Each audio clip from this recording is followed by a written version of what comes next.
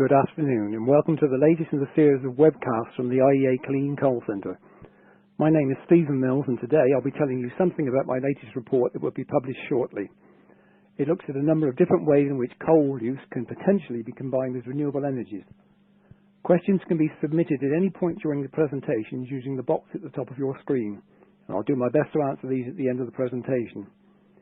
The presentation will also be shortly available from the Clean Coal Centre website. The report will be published within the next couple of months when residents of Clean Coal Centre member countries and employees of sponsoring organisations will be, after registration, able to download it at no charge via the Publications tab of the Centre's website. 6 months later, after registration, it will be available to anyone to download for free. This now applies to all of our reports.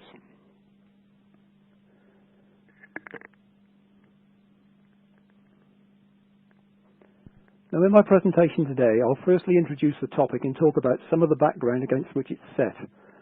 I'll then discuss some of the incentives for combining coal with various types of renewable energy and the sort of issues that can sometimes arise. We'll then look at some of the ways that have been proposed or that are being developed with a view to producing energy in a clean and efficient manner from this type of combination. In fact, this particular report is quite wide-ranging as it covers various aspects of coal and biomass gasification, co-gasification, energy production from intermittent renewables and water electrolysis to generate hydrogen and oxygen, and ways in which these might be coupled together. And finally, at the end of the presentation, I'll sum up with my closing thoughts.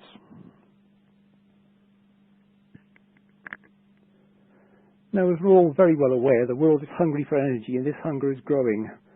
By 2040, global population will have reached around 9 billion. All of these people will need to be housed and fed and make a living, and this inevitably means that a lot more energy is going to be needed. And this is going to be a real challenge.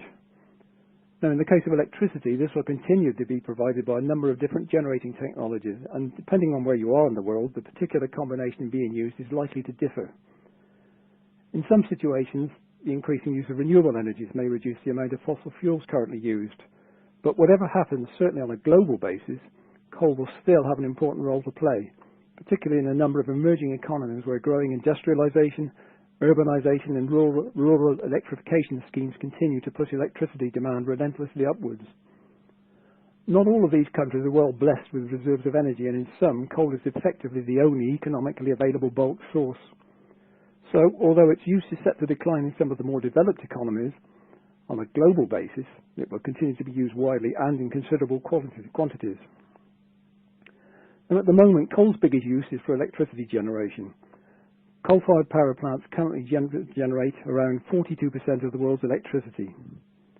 Worldwide, coal consumption has increased for 12 successive years, with both production and consumption increasing dramatically, particularly in some non-OECD countries. And this graphic is just to give you an indication of where the biggest coal reserves lie.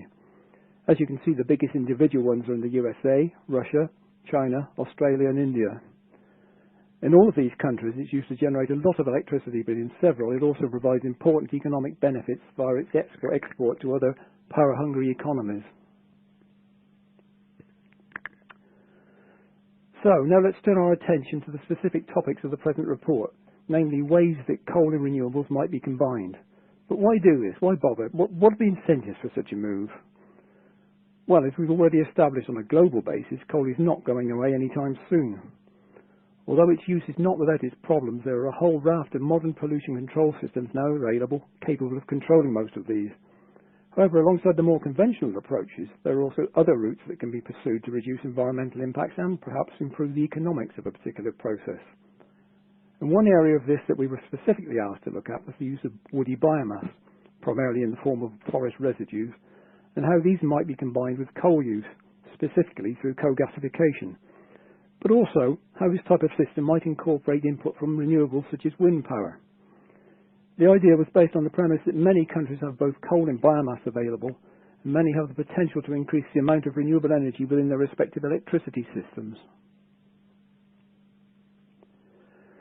Now, some types of renewable energy can provide a number of useful advantages. For instance, once they're installed, the day-to-day environmental impacts associated with wind and solar power can be minimal.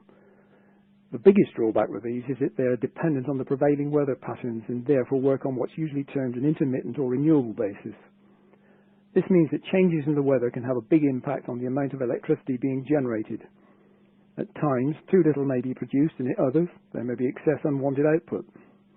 And here are a couple of examples of how the output from wind and solar installations can vary, even over relatively short periods of time. The left-hand tray shows the fluctuations in output from a number of US solar installations over a 5-day period. Clearly, output drops to zero at night, but it's obvious that even during the day it can vary quite a lot. Even though output here can be predicted with some degree of certainty, it may be much less predictable in other parts of the world. And the graph on the right is from the UK and shows the variability in wind power over the course of a month. As you can see in both cases, quite large variations can occur. And we'll come back to this topic a little later.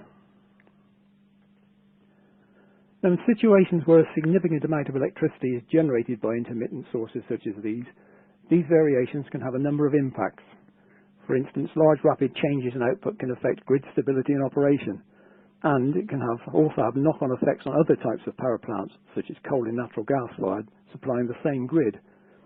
So in practice, instead of working under steady baseload conditions, it often means that such plants may be expected to operate at part load or be taken on and offline repeatedly. This can significantly increase wear and tear and reduce the operating efficiency of plants that weren't designed for this type of operation. So impacts such as these need to be taken into consideration and factored into any such scheme. Now, at the risk of stating the very obvious, it can't have escaped your attention that alongside the ever-increasing use of fossil fuels of all types, for a number of reasons, there's been a marked increase in the uptake of renewable energies around the world. These now represent a rapidly growing share of energy supply in many developed and emerging economies.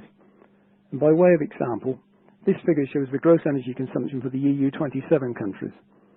It's clear here, although the amount of wind capacity has grown significantly in recent years, of the renewables, biomass is by far the biggest contributor. Now, in the case of wind power, well, recent years have seen this become one of the most widely deployed renewable technologies. And the latest IEA figures indicate that in 2012 alone, global wind capacity increased by nearly 20% to a new total of 282 gigawatts. China alone installed nearly 18 gigawatts.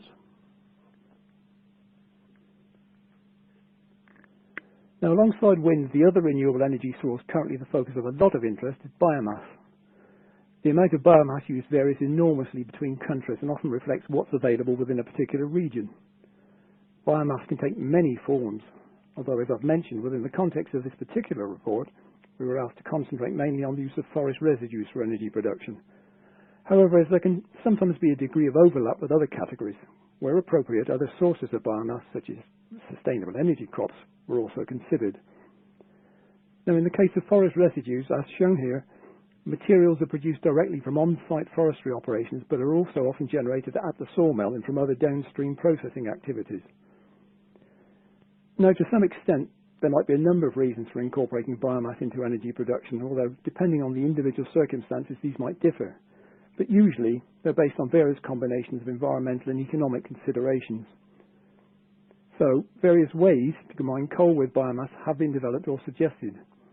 Some, such as co-combusting into conventional coal power plants, is now well established, whereas others are still being developed or trialled. And some, as we shall hear a little later, propose to take such processes further by incorporating input from intermittent renewable sources. But before we get to that, well, what sort of advantages can biomass bring to the table? What are the pros and cons of using it? Well, it's often considered to be the renewable energy with the highest energy producing potential, and these are some of the reasons that work in its favour. For instance, some types are classified as waste products with little or no commercial value. These frequently end up in landfills, which is an increasingly expensive and unsustainable option, and so using them as a feedstock can help minimise this type of problem. But it might not be all plain sailing, as using biomass on a large commercial scale has the potential to throw up a number of issues, and here are some of them.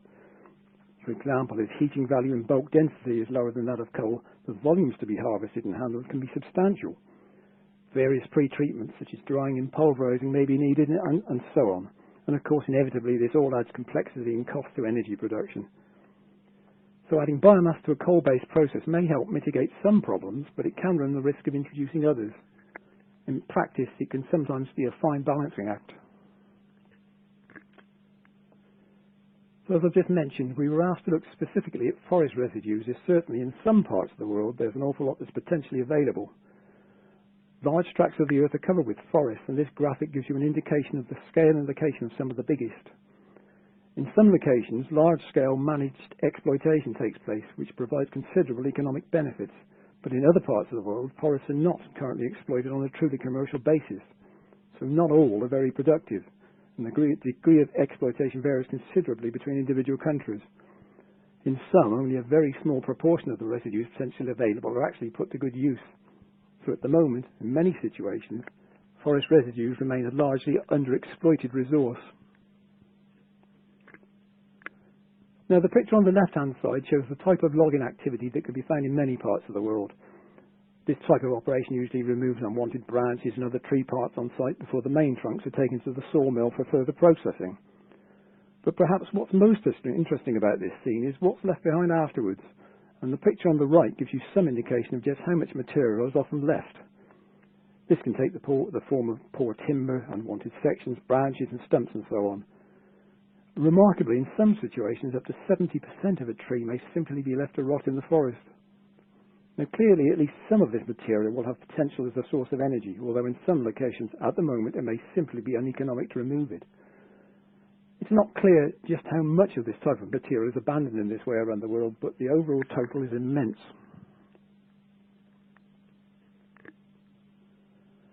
So we've established that much of the world still has a lot of coal and biomass, but what's a good way to utilise this in a clean and cost-effective manner? Well, as we all know already, gasification is a versatile technology that's long been used on an industrial scale as the basis for power generation, chemicals, liquid fuels, refining and so on. Now, virtually any carbon-based material can be gasified, and over the course of nearly 200 years, many different types have been. However, the most widely used feedstock's always been coal. This has been gasified extensively for a range of commercial and industrial uses, and over the years, a large body of experience has been built up. Now, gasification systems are many and varied, but mainly consist of the three types we're all very familiar with, namely entrained flow, fluidized beds, and fixed beds. Now, compared to coal-fueled plants, a typical biomass gasifier is usually much smaller. Most are too small to warrant the use of an air separation unit for oxygen supply, and consequently rely on various forms of air-blown technology. There's also often a vast difference between biomass and coal plants in terms of throughput. Well, a large coal-based industrial gasification unit might process perhaps between 2,500 and 15,000 tonnes of coal a day. With a typical biomass plant, it's more likely to be somewhere between 25 and 200. And by way of example, well, the plant on the left is the Great Plains Synfuel plant in North Dakota in the USA. This manufactures synthetic natural gas from 18,000 tonnes a day of local lignite. And at the other extreme, and fairly typical of the scale of operation for biomass-fueled gasifiers, is an example manufactured in China. This has a throughput of a few tonnes a day of wood chips and various agricultural wastes. Now, with its long history, the merits of coal gasification have been well established. Various aspects of these systems can now be applied, often with significant economic benefits, to both biomass gasification and indeed co-gasification.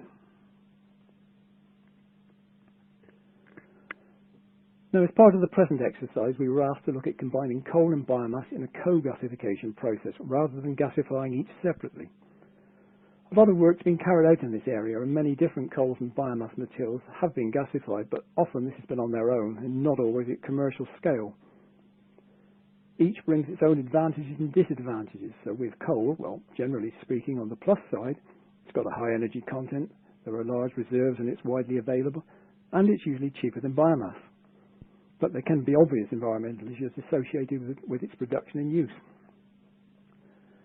Now, in the case of biomass, well, this may take the form of a low-cost or even no-cost waste or residue, and replacing part of a plant's coal supply with biomass will normally reduce pollutant species such as NOx and SOx, and, assuming that the biomass has been produced sustainably, effectively also CO2.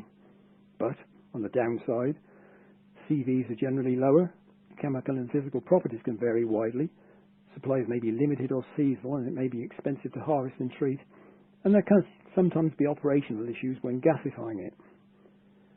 So what advantages can co-gasifying bring? Well, co-gasifying biomass in large coal gasifiers can achieve high efficiencies and improve process economics through the greater economies of scale that can be tapped into. It can help smooth out fluctuations in biomass availability and its variable properties. On the emissions front, adding biomass may help a coal plant to obtain credits for the use of renewable fuel. And finally, when combining the two, some useful catalytic and synergetic effects have been observed, such as lower activation energy and so on. So, combining biomass and coal can be useful, both environmentally and economically, as it may be possible to capitalise on some of the advantages brought by each separate feedstock and overcome some of their individual disadvantages. So from a number of angles, it can make sense to consider combining them via co-gasification. So co-gasification can be beneficial, and several commercial-scale coal-fueled IGCC plants in operation have at least trialled combining biomass with their coal feed, and a number of proposed projects also aim to do likewise. To date, useful operational experience co-gasifying has been gained, and these are some of the plants and processes that have been involved. A number of different gasification technologies have been used successfully. In fact, all of the major variants have been, in train flow, fluidized bed and fixed beds. And as you can see over the years, a host of materials have been co-gasified successfully with different types of coal, many of which would have ended up in landfills or at the very least created problems of disposal. Perhaps one of the best examples of co-gasification being undertaken on a regular commercial basis is that of the Willem Alexander plant in the Netherlands. This is currently operated by Nuon as a commercial baseload station and uses a shell and train flow oxygen-blown gasifier which is capable of operating on a range of different coal types. Around 2,000 tonnes a day of imported coal is used, and this is usually co-gasified with biomass. In this particular case, the Dutch Coal Covenant requires that CO2 emissions from the plant are reduced by 200 kilotonnes a year. This is the equivalent of around 35 megawatts electrical from biomass, or around 30 weight percentage of biomass in the coal feed. Eventually up to 50% biomass may be used, generating 60 megawatts of green power. Earlier testing evaluated more than 30 different types of biomass in waste, but at the moment, biomass feedstocks being co-gasified with coal comprise dried sewage sludge, chicken litter and sawdust. The successful programs undertaken at Buggenham and elsewhere have confirmed that under the right conditions, a wide range of secondary fuels can be gasified at relatively high ratios on a continual basis and for significant periods of time. Now, a major aim of this report was to look at different systems that combine coal use with various other technologies. And with this in mind, various concepts have either been proposed or are in the process of being developed or tested. Of these hybrid systems, quite a number are based on the co-gasification of coal and biomass in various ways. However, as well as using biomass, some propose to take this a step further by adding yet another element of renewable energy to the system, generally by incorporating electricity generated by renewables such as wind and solar power. Now, as we heard earlier, a major drawback with these is their intermittency. They depend largely on what the weather is doing at the time. Consequently, times of peak output may not correspond with periods of high electricity demand and vice versa. So at times there can be significant amounts of surplus unwanted electricity available, especially from wind farms. When this happens, the usual solution is to take the wind turbines offline. This can be quite a widespread phenomenon. For instance, up to 20% of the time, wind farms in northern Germany are simply switched off as the power they produce isn't needed. However, rather than waste this electricity, it would clearly be beneficial to use it in some way. And one way that's the focus of quite a lot of interest at the moment is to use it to electrolyse water to produce hydrogen and oxygen. Now, as I'm sure we'll all remember from our school days, electrolysis is where a direct electric current is passed through water, breaking it down into gaseous hydrogen and oxygen. The electricity divides the water molecules, and the negative electrode, the cathode, hydrogen ions gather and disperse as hydrogen gas. At the positive anode, the same occurs with oxygen. Now, the principle is deceptively simple, but the technology is not. Although the process has been around for a long time, there's still a lot of ongoing development taking place, much of which is focused on the possibility of large-scale manufacture of hydrogen, and indeed oxygen, whilst reducing energy requirements. How much energy is required for the production of a particular amount of hydrogen is the decisive performance indicator of an electrolyzer, and this so-called efficiency rate also shows how much energy is lost in conversion. There are modern electrolyzers being developed with an efficiency rate of over 80%, and this is a huge increase over some earlier systems. For instance, there are still commercial plants in operation with an efficiency of only 35%. However, continuing research by major technology developers such as Siemens aims to push this efficiency beyond the 80% mark. This will be an important step forward, particularly where electrolysis forms part of a hybrid energy producing system. So, water electrolysis driven by electricity generated by intermittent renewables features in quite a lot of hybrid schemes. As we've just heard, technology developers are continuing their efforts to improve electrolyzer performance. The efficiency of many of these that are currently commercially available varies typically between 56 and 73%, although ongoing R&D is gradually pushing this up. Electrolyzers will operate with electricity from virtually any type of generating system. However, to keep the process economically viable, this must be as cheap as possible. At the moment, despite its intermittent output amongst the renewable technologies, electrolysis from wind power is the cheapest. Now, there are various factors that influence the cost of hydrogen and oxygen generated in this way. Clearly, the capital cost of the plant is a major factor, as is its overall efficiency. But the most important is the cost of the electricity output. Particularly for large-scale operations, this is by far the biggest factor to influence process economics. This is just to give you an indication of how the apparently simple concepts shown in the earlier slide actually translate to commercial applications in the real world. Here are a couple of examples of some larger electrolysis units currently available. The unit on the left uses Lurgi technology, and that on the right is supplied by NEL Technologies of Norway. Both are alkaline-based. The Lurgi unit produces up to 760 cubic meters of hydrogen an hour, and the NEL one up to 500. There are also many small-scale units that produce limited amounts of hydrogen and oxygen for specialist applications, but at the other extreme there are facilities that generate very large amounts. Although of low efficiency, the biggest one is thought to be a facility in Africa that, with all of its 14 electrolyzers operating, should generate around 21,000 cubic meters of hydrogen an hour and 10,500 of oxygen. In this particular case, hydroelectricity powers the plant, with the hydrogen produced used for ammonia production, used here in this case for fertilizer manufacture, and the oxygen supplied to steelworks. Now, there's clearly a limit to the capacity of an individual electrolyzer, so where large quantities of gas are required, the usual practice is, as here, to use multiple units.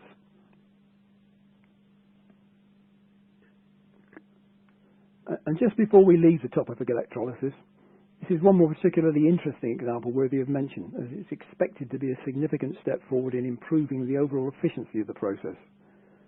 It uses the latest Hydrogenics Corporation electrolysis technology and features all of the recent advances made. This is E.ON's €5 million project at Falkenhagen in Germany. As you can see, it uses multiple electrolyzers driven by unwanted electricity from a nearby wind farm to provide the power to produce hydrogen and oxygen. Output from the region's wind farms frequently exceeds demand, so when this happens, instead of taking the turbines offline, some of the electricity is now being fed to the electrolyzers. In this case, the hydrogen produced is injected into the local natural gas grid, which acts as a large storage system. Effectively, it's a clever way of storing renewable electricity. Although it's not yet fully completed, the unit recently injected its first hydrogen into the grid, in June of this year in fact, and seems to be on track in performing well. I think the importance of this project can be gauged by the fact that both major power utilities and several important technology developers such as Hydrogenics and Siemens are prepared to invest heavily in the technology and drive development forward. And assuming projects such as E.ON's perform as expected, they should form the foundation for replication elsewhere. The higher process efficiency that's likely to be achieved will clearly have a positive impact on the way that electrolysis is harnessed as part of any hybrid energy producing scheme. So we've established that the electrolysis can be used to generate hydrogen and oxygen. No real surprise there. But both gases have the potential to be component parts of different hybrid energy systems, and there are various uses that the hydrogen produced could be put to. For instance, it could be fed into the syngas produced by a coal or a coal biomass gasification system. It could be used in fuel cells. There's the potential to be used directly as a transport fuel, or it could be fired in gas turbines to generate electricity, and so on. And of course, as we've just heard, it could also be fed into a natural gas grid. In other words, there are a number of possible outlets for it. Similarly, oxygen could be used for a whole host of industrial applications or fed to a coal or biomass gasifier, or possibly to an oxy-fuel combustion plant to generate electricity. So what's possibly on the cards for energy-producing systems where the use of these gases is combined with coal and or biomass in some way? Well, there are various projects underway that propose hybrid systems combining gasification with renewable energy sources, predominantly wind and solar. And we've already mentioned a number of these that propose combining gasification with renewables in an earlier slide. But this table helps to give an indication of the geographical spread of interest and highlights perhaps some of the more interesting projects. There are strong incentives for systems such as these to succeed, and as you can see, interest is fairly widespread. Hopefully this helps give some idea of the range and types being proposed and how the various technologies could possibly be integrated for effective energy production. You'll see that wind-powered electrolysis features in many of these. Some concepts also propose to incorporate some form of carbon capture to the system. And one example of a project that looks particularly interesting is the APS demonstration plant proposed for New Mexico in the USA. This aims to co-produce substitute natural gas and electric power using western US coals. It proposes to combine coal gasification with wind-powered electrolysis to provide hydrogen and oxygen, and couple this with oxy-fuel-based power generation and carbon capture. In operation, unconverted coal from the gasifier will be withdrawn and sent to a low-pressure oxy-combustion process to produce electricity. And in this particular case, CO2 capture from the process will be used to convey fresh coal into the gasifier, and the remainder directed to an algae farm where it will be used as part of a biodiesel production process.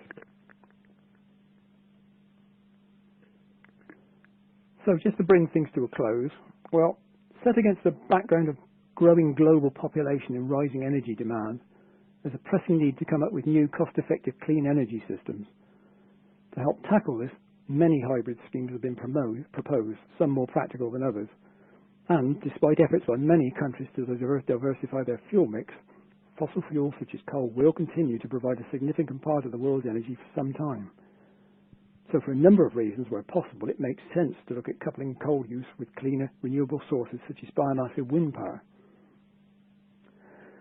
Now every individual power producing system, be it coal or biomass-based or wind power, has its own pros and cons, but combining these different systems in creative ways may offer the possibility of overcoming some of these shortcomings. And with this in mind, around the world, various concepts are being developed that propose combining a number of different technologies with coal for energy production. And quite a few of these hybrid systems are based on the co-gasification of coal and biomass in various ways. However, as we've just heard, some propose to take this a step further by adding yet more renewable energy to the system, often by incorporating electricity generated by intermittent sources such as wind in some way. And some schemes also propose adding a carbon capture element. And finally, now, the downside is that many of these schemes are still at an early stage in their development. The problem we currently have with some of them is that the investigations have been made at very small scale, and this can make it difficult to extrapolate them up to commercial scale and to determine firm cost estimates. In other cases, projects have assumed that adequate supplies of cheap biomass would be readily available. In some locations, this may not necessarily be the case. And in others, certainly in today's climate, the economics don't yet stack up. But that's not to say that further future development of various systems and components won't change this picture. However, some projects are further advanced. Component parts of these have been well established, such as the co-gasification part, and others are under development or even being trialled, such as commercial scale demonstration of hydrogen production from wind power and the testing of more advanced electrolyzers. So to close, well, to be a practical proposition, any hybrid system needs to be workable, economically sound, and to have a low environmental impact. And as the report discusses, certainly some look much more robust and viable and appear to have potential. Assuming that any outstanding technical issues can be overcome and the economics can be made to work, it's possible that we could see limited deployment of some of these in the not too distant future. That brings me to the end of the presentation. Thank you very much for your attention. I'm sure we have some questions coming in, but in the meantime, can I just let you know that the next in this series of webinars will be broadcast on Wednesday, the 4th of September at midday UK time, when Toby Lockwood will present a techno-economic analysis of pulverized coal versus circulating fluidized bed combustion technology.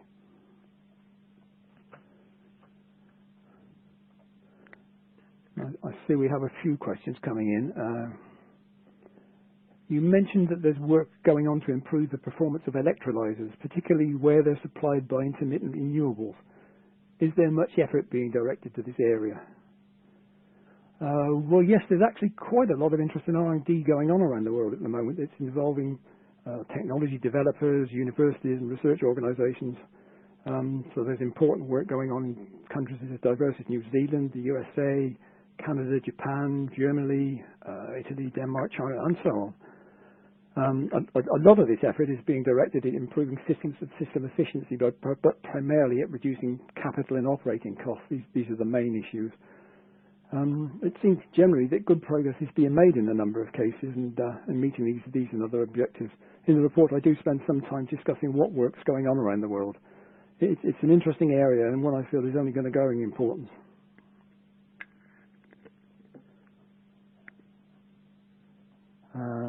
Someone has just asked, some of these hybrid projects look interesting from a technical standpoint, but do you see commercial application happening in the near future?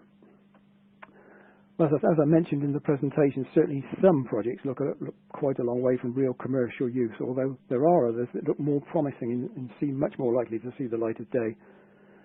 I think we're most likely to see these, at least to begin with, in niche markets or in locations where perhaps the local circumstances are particularly favourable. Perhaps a good case in point might be New Zealand, for instance. This looks like a good place. It has plenty of reactive lignites, plenty of biomass, and also the potential for producing a lot more, as well as huge wind power possibilities. At the moment, there are works underway to capitalise on these resources, and here they're essentially looking at using coal biomass co-gasification coupled with wind-driven electrolysis. And although these various concepts are similar to those being used elsewhere in the world, I get the impression that here there's a good chance it could succeed. In this particular case, the work's being taken forward by a consortium approach, and that's bringing together expertise from a number of specialities such as gasification and electrolysis. And I think this is probably a good way to drive this type of project forward. At the moment, they seem to be making very good progress. I think if this type of combination can be shown to work here, there are other parts of the world that would probably replicate it, or at least elements of it, possibly in different combinations. So I think when it comes to seeing these ideas in practice, I think we'll probably see a fairly slow start, but with a possibility of more widespread uptake once the first few projects have proven successful. Well, we seem to have no more questions, so I'll just bring the webcast to a close. And once again, thank you very much for your attention.